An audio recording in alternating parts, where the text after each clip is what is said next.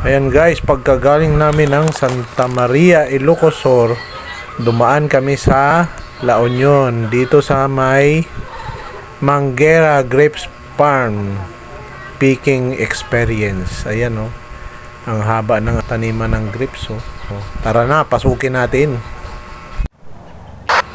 Ayan, dito na tayo sa loob. Maliliit lang yung bunga guys kasi dinaanan sila ng bagyo. Ayan, bagong bunga yung mga yan, hindi pa pwedeng kunin. Meron naman daw mga pwede nang i-harvest pero hindi na kami nagpunta.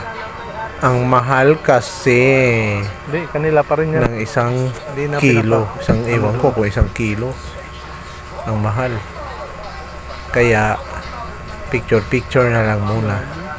Ang haba. Ayan guys, tingnan nyo. Ang haba, di ba?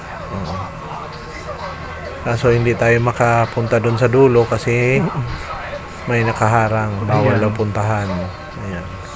Nakayuko pa ako dyan kasi tatamaan ng ulo ko yung mga bunga. Ayan. Liliit pa ng mga bunga. Kaya kung gusto nyong pumunta ng mga grapes picking farm, ayan, dito lang kayo sa La Union. Malapit lang. Ilang oras lang yan babayahin. Ayan o, nakabakod na. May tali, nakaharang, kaya hindi ka pwedeng dumiretso. Yan na muna guys. Thank you for watching. Pakishare na rin.